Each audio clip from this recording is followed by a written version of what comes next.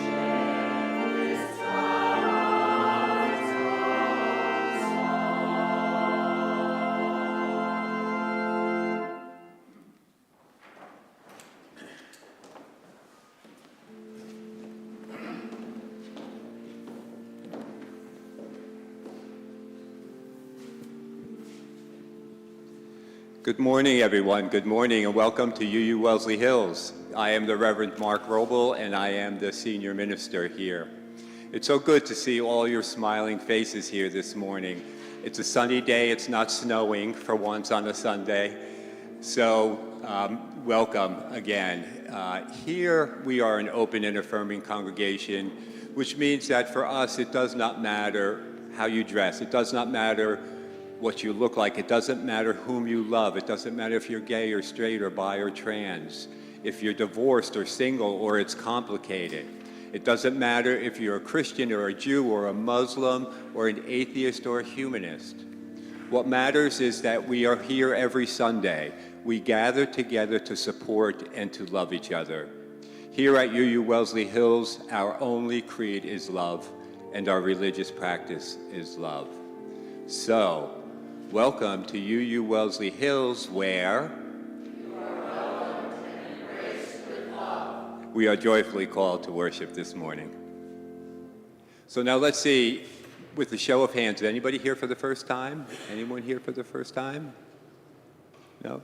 All right, as we do every Sunday, let's turn to the camera and wave and welcome our online pew folks.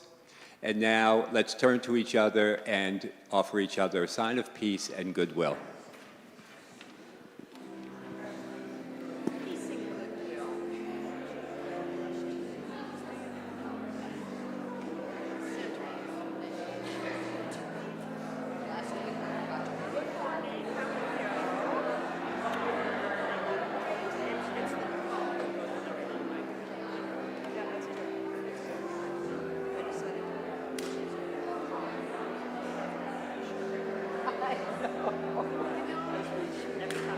back and I go, I can't believe I love them. That's so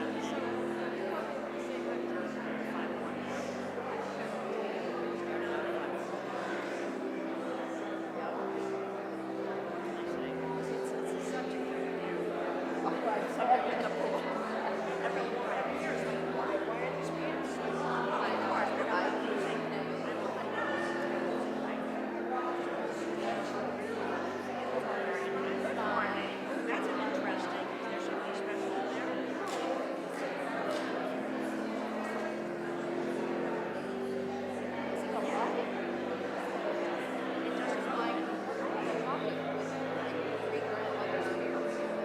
I have one too. I haven't gotten my kids here. I don't know how much. But yeah, it looks like it would have had. It looks really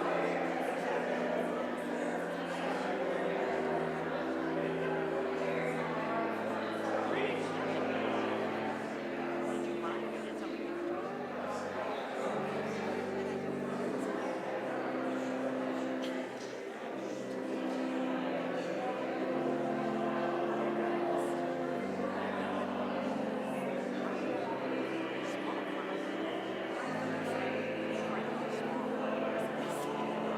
The crowd right here.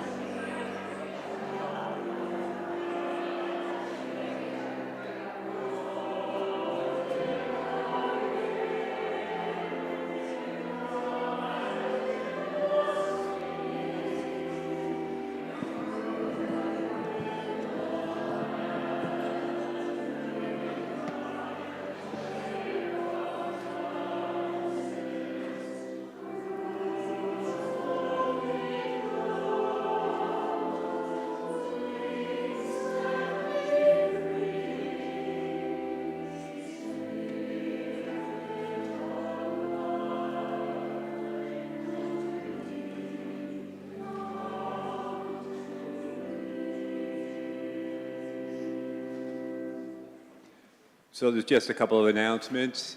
Today we have our volunteer and program fair during coffee hour. We have tables set up with information about all of our different programs that we do here at UU Wellesley. The tables are manned with folks or women from folks from each of the programs. So if you have any questions or you want to volunteer, you want to sign up for a program, you want more information about what we're doing. So mill around the table. When we get to coffee hour, today is the beginning of the stewardship campaign. Doug, I believe you're going to say a couple words, Doug. So at the very beginning of coffee hour, Doug will say a couple words about stewardship and then grab a cup of coffee and start milling around and checking out the tables. This Thursday, the Wellesley Police Department will be here in the sanctuary doing a program on safety, on church safety. So it's at 7 p.m. here in the sanctuary. It will also be streamed on YouTube. I have to figure out, I'm not sure yet how we're going to get the link out there, if it's going to be in the update on Thursday, or I'll send out something through Breeze. But don't worry, you'll get the link at some point this week if you'd rather be online. Okay. Next Sunday is Opera Sunday. We have a special treat in store as far as I know, this is the first time I've ever heard or done an Opera Sunday. So it's going to be really interesting and really exciting. And so finally, circle suppers. Circle suppers, spring circle suppers are starting again Friday, April 3rd and Saturday, April 4th. Kathy Coolidge and Tricia Johnson, if you have any questions, see either one of them if you'd like to host or you'd like to sign up. And a gentle reminder that we are an open and affirming congregation. And so if you see someone new up in Parish Hall and they're standing by themselves and they look a little shy, we covenant with each other to be in right relations. Go over and talk to them. Say hello. You folks do this really, really well, but it's just a reminder that sometimes people can get lost during coffee hour, and it's important to go over and just recognize and say hello to them. So please join us for a cup of coffee after the service, and we look forward to some conversation and a bite to eat.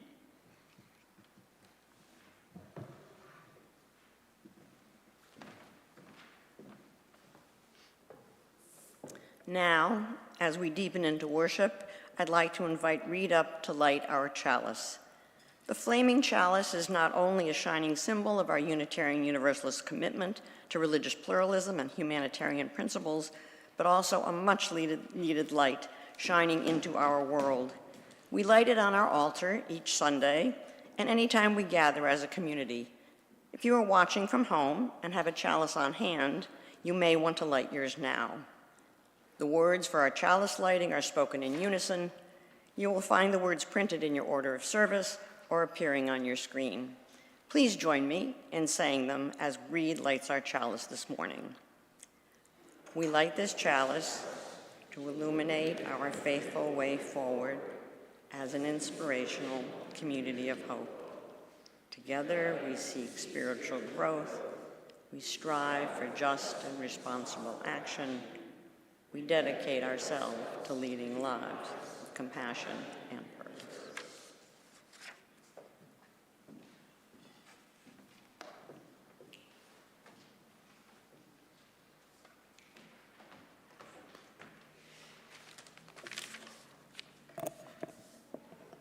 Good morning, everyone. My name is Kathy Coolidge, and I'm the chair of the Stewardship Committee. Today marks the first day of our stewardship campaign. And for those of you who have been members for a long time, you're well aware of what that means, but there are some new people in our congregation, and we thought it would be worthwhile to go over what the process is. So bear with me while I go over the process. First of all, there's a small committee that has been working for the last few weeks to organize our stewardship campaign, and that includes Tim Fulham, Doug Putas, Ellis Johnson, and Vic Polk. Our church is dependent on the financial donations of our members and friends. We have many other fundraisers throughout the year, as you well know. We have rentals that bring in a fair amount of money. We have the rummage sale, etc. But stewardship, meaning the financial contributions from members of the congregation, are a major portion of our budget. The whole campaign, the whole stewardship campaign, goes from today, it's only 4 weeks, until Easter Sunday, April 5th. Each Sunday, we will have a member of the congregation stand up for a brief reflection on why they choose to financially support this congregation, and many thanks to those of you who have volunteered to do that.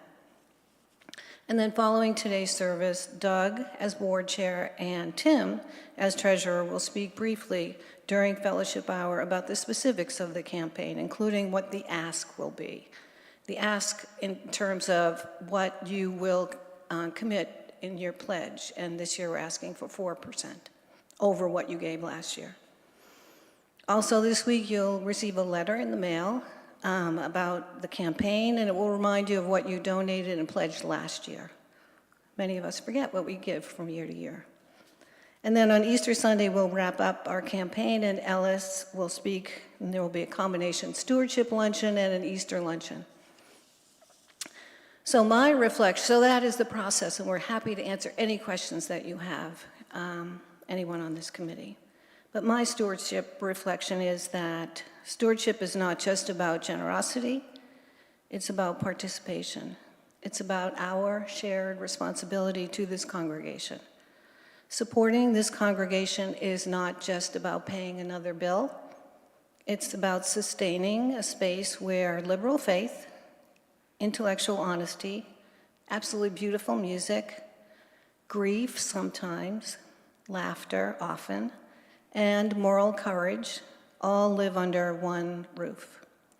So my request to you is let your financial support reflect the depth of your belonging, if you're at all possible. So all of us are in the committee, again, are happy to answer any questions, and let's make this a great stewardship year. Thank you.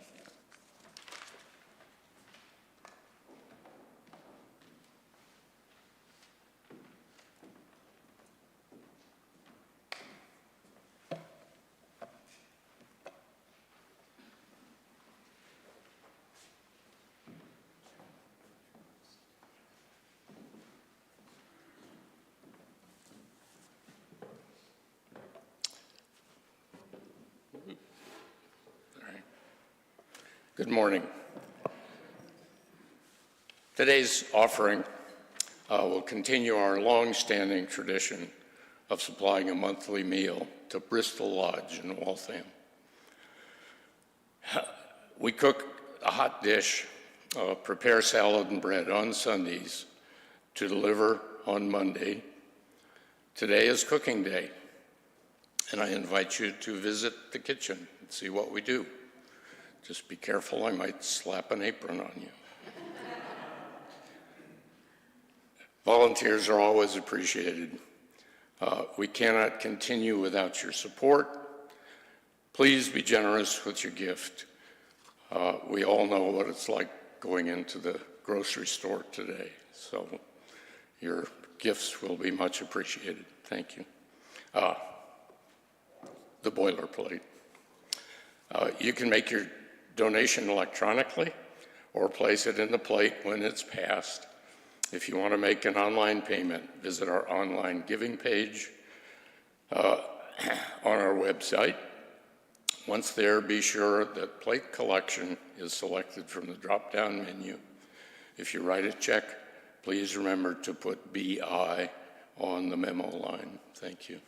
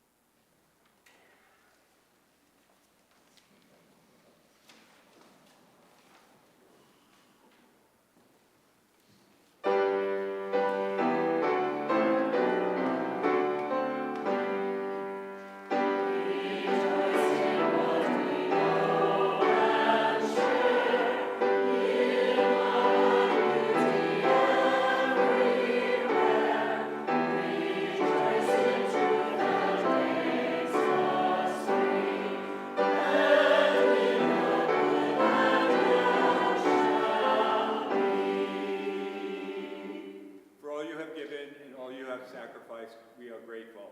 Thank you.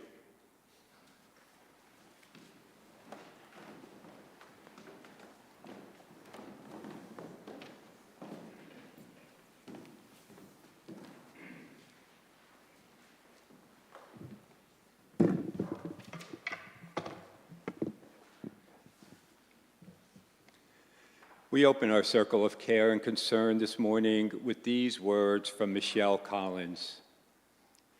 Spirit of truth, we come seeking the courage to see ourselves clearly, not the selves we perform for others, not the selves we wish we were, but the actual landscape of our hearts, the fears we dress as principles, the exhaustion we ignore, the joy we rush past without naming.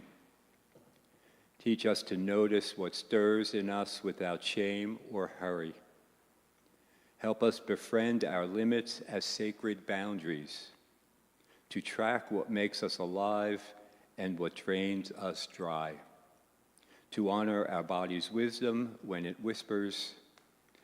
May we grow gentle and honest in our own presence, learning to see ourselves as we are held, beloved, infinite, and becoming.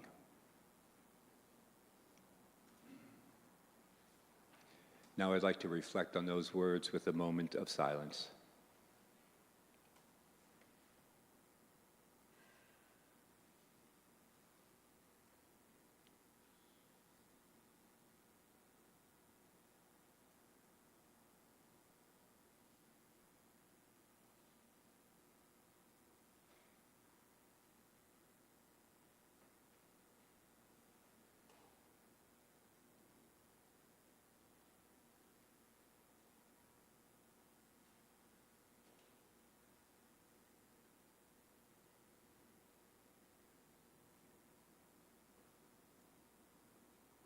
And may we make it so.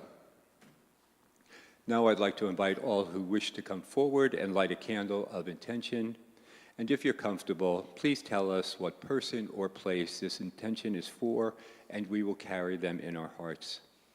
Those in our online pews, please type your joy or concern in the comment section, and we will carry your joy or concern in our hearts as well. So please come down the center aisle, light a candle, and return by the side aisle.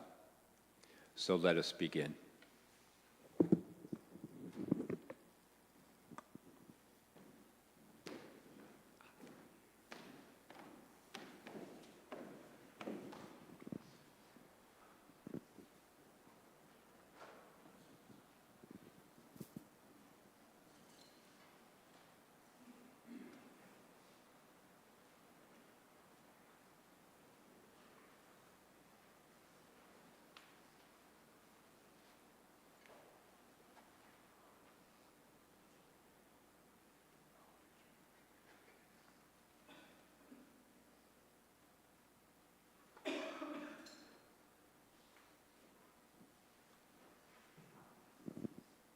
That candle was for my mom's upcoming surgery for her lung cancer this coming Thursday.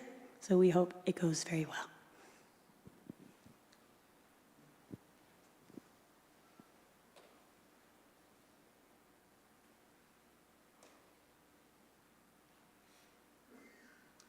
A candle for Rhonda Peroni, who is the CEO of Hearth Inc. She's having a surgery on her spine this Friday. So it took me a long time to find her to take over Hearth when we had all our problems at Hearth. And she's going to come out okay, but I'll be thinking of her all week.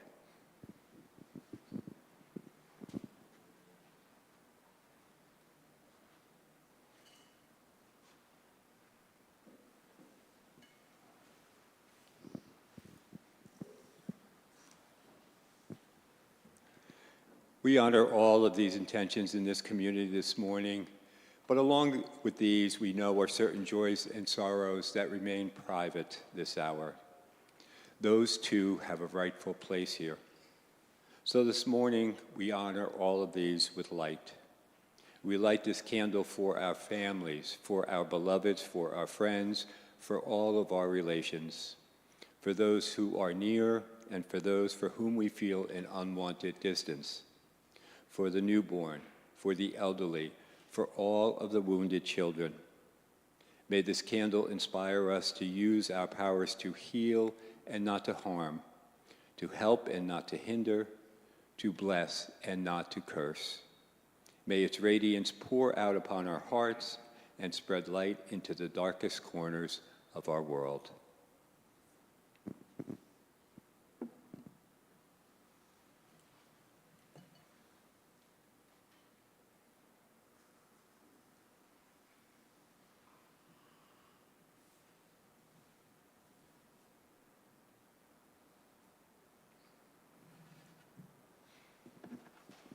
Now please join in singing Comfort Me, number 1002 in the Teal hymnal, number 1002, and we will sing the first verse.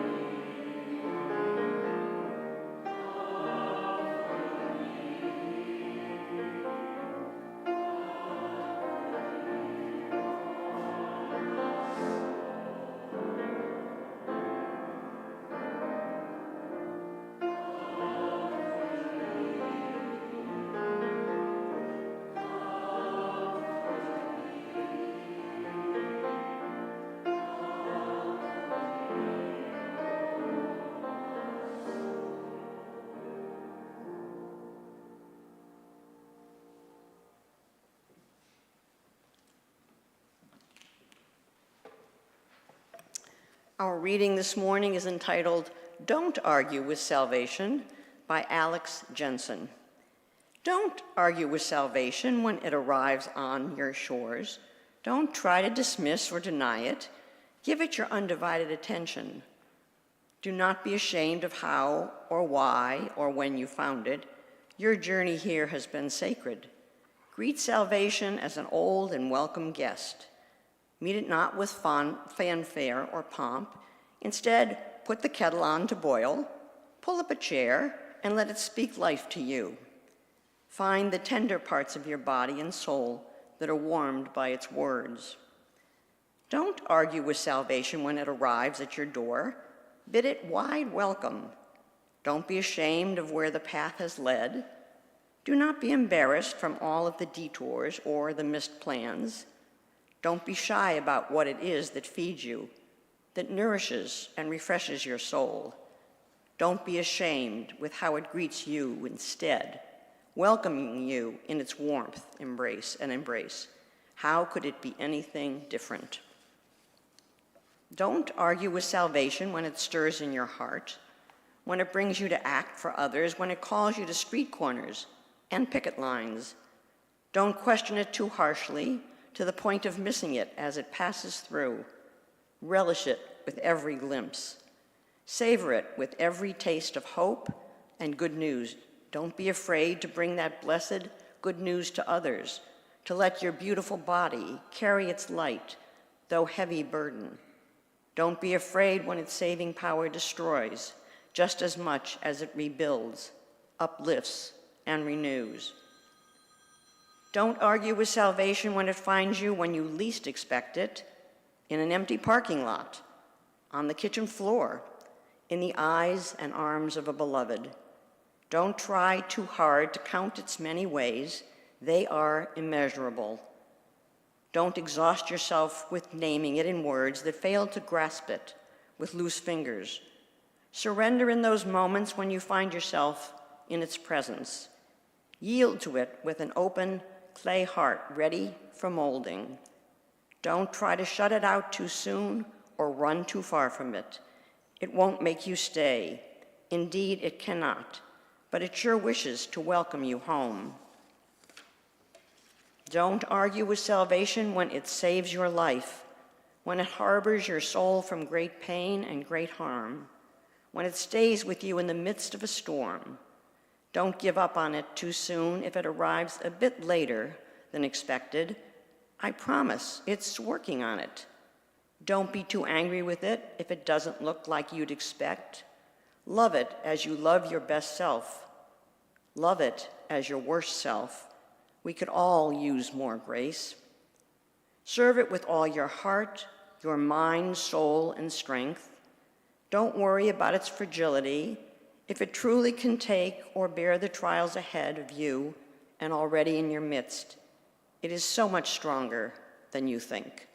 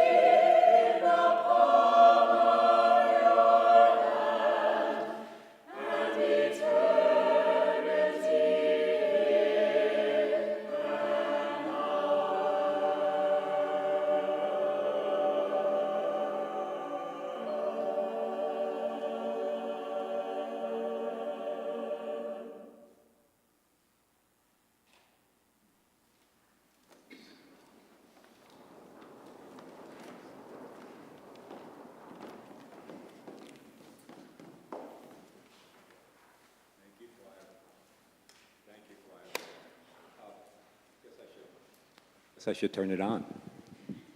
Thank you. So when I get home on a Sunday afternoon, after putting together and leading worship, after preaching, after socializing during coffee hour, I'm generally pretty fried. Ask Tom. Leave me alone. Don't talk to me. Don't even look at me.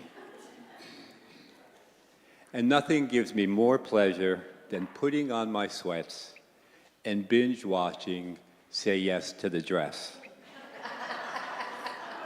I know I've told you before how much I love that show.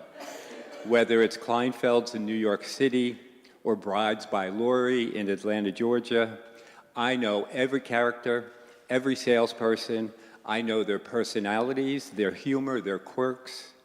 I also know it's a reality show, and there's that.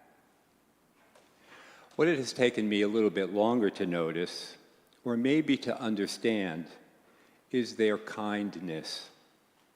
Their kindness to each other, their kindness to their customers, their kindness to the brides who only want to look beautiful. Every show has a sweet moment that touches my heart and can actually make me tear up. What I've realized as I have gotten older is how easily now I can get teary-eyed and choked up.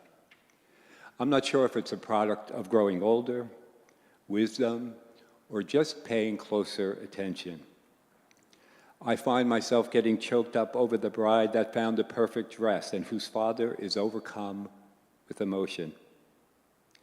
For as dark as the world can sometimes be, it can be incredibly beautiful and moving as well. Mark Nebo writes, "Still yourself and listen, and soon in time, the mystery will begin to speak to you through its 1,000 disguises as life on earth." There's a wonderful story in the Hebrew Bible about the prophet Elijah waiting in a cave for God to pass by him. A hurricane-force storm moves past, then the rumbling of a serious earthquake, and finally an engulfing fire, but no God. Then a stillness and quietness, and from deep within himself he hears a soft, quiet voice. "Elijah, why are you here?" Still yourself and listen, and soon in time, the mystery will begin to speak to you. Native American tribes are filled with stories about the Creator or the Great Spirit, often focusing on silence and nature. In the Lakota tradition, the Creator at Devil's Tower tells the tale of two boys being chased by a giant bear, and they pray for help. The Great Spirit hears their pleas and causes the ground beneath them to rise high into the air, forming a rock pillar now known as Devil's Tower. The bear could not reach them, saving them through the creation of a sacred landmark. Many Native American traditions feature a youth or elder seeking guidance in isolation and silence. In these, the Creator often speaks through nature, a voice in the wind, a thunderstorm, or a messaging animal like an eagle or a bear, providing wisdom for the tribe rather than a visible form. The Creator is often recognized in the silence of the heart or the natural world, emphasizing that the earth is not separate from the divine. The First Nations version of the Gospels illustrates this, retelling stories where the Great Spirit or Creator is found in the everyday life of the land. So the concept of searching for the Creator or the divine or the mystery is an ancient concept. We're still asking the same questions today, perhaps in different forms, using different words, but our desire to find meaning, to connect to something that is greater than ourselves, is ageless. It may be in understanding the beauty of human existence, the beauty of the natural world around us. It may be in the form of rituals that bring your spirit close to what your truth might be. Or it may just be watching a silly show on HGTV. So it saddens me that so many of us, me included, for so long wanted nothing to do with religion. Don't talk to me about God. Don't talk to me about the divine or the holy or the creator. I do not want to hear it. Now I understand that it was my own pain and hurt caused by the traditional religious and holy people that affected how I viewed religion. The thing that is most precious, and I might say holy, about Unitarian Universalism is that my truth may be different than your truth. I may feel connected sitting by the ocean or watching a butterfly. Your truth or your connection might be admiring the spectacular stained glass window in an ancient cathedral or smelling the scent of freshly burnt incense. And another's might be deeply connecting with another human being. My point is, it's all the same. We're all asking the same question, just differently. And our faith tradition gives us the room to ask those questions, to explore what meaning and truth is to each of us. Recently, I was having dinner with a dear friend of mine, and she asked me, "Tell me about this UU stuff." She lost her husband about a year ago and is really feeling the need to connect with the community and connect spiritually. She grew up in a traditional Christian religious background, but finds no solace there now. She told me she Googled UUism and kind of liked what she read about it. She said, "So you can really believe whatever you want, right?" And I love those kinds of questions because it gives me the opportunity to be an undercover minister. And that question led to a deeply personal and fulfilling conversation about religion, life, relationships, and connections. We're all asking the same questions, just differently. Our need to be seen, to be heard, to connect, to hear that tiny voice saying, "Why are you here?" In her poem, Because I Brought You Here, by Carolyn Chilton Cassas, she writes, "Here is so much I hope for you to know. So I point to things and say, pay attention to the mist as it rests on the ocean's surface, how its radiance transformed by the second.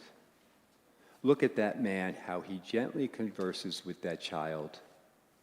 This is true masculinity, of reverence for innocence and life. Notice the barn owl visiting at dusk, who recognizes that your vocal cords resonate to the same tone his do. See the teenager whose ensemble and hairstyle tell a story of how she heeds her own guiding light. What courage and grace in today's age of followers. Greet the jackrabbit living under the garden cart. Even though she was taught to fear, see how she perks her ears towards you in longing of forgiveness and oneness. So, I want you to see the perfectness of how we fit together, the wonder of this world, because I brought you here." So I see the true question, as Elijah so long ago pined over, why are you here? And that's a good place to start. Why are you here? Why are we here? Regardless of how you answer that question, whether it's with a deeply thought out theology or a simple to make the world a better place, each of us has a purpose. Each of our lives have meaning and matters. And as people of faith, each of us must struggle with our own answers. But remember to give thanks to the blessings of our Unitarian Universalist faith. We are given the freedom to explore, the freedom to search, the freedom to find our own truth. As a baby UU many years ago, I probably would have agreed with my friend's observation that we can believe anything we want to believe. But at this point in my life, and in this point in my own faith development, I understand that that is really not the point. The point for me is to pay attention to those moments that stop me in my tracks, those moments that help me answer the question, why are you here? So as you're contemplating that question, go home, throw on your sweats, turn on HGTV, and watch an episode or two of Say Yes to the Dress. Embrace that lump in your throat or those few tears that fall. It certainly helps me answer that question, and it might also help you. Pay attention to those moments that the Spirit is moving in you. And may we make it so this morning. Now please rise in body and or spirit as we sing our closing hymn, Building a New Way, number 1017 in the Teal hymnal. Number 1017, Building a New Way.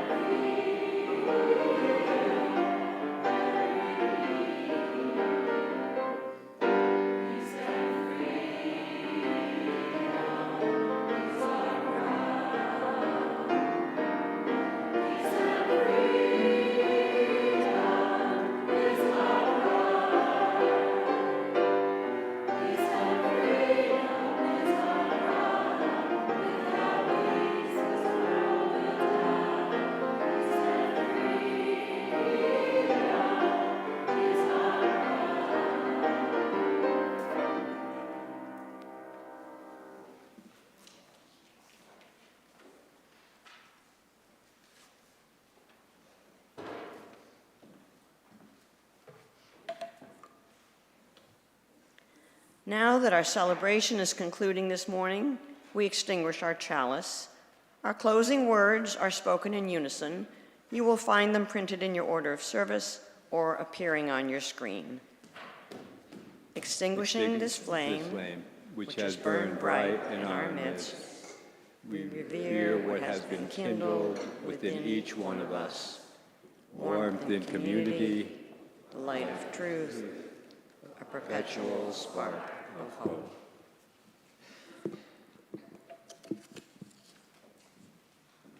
Blessed is the path on which you travel.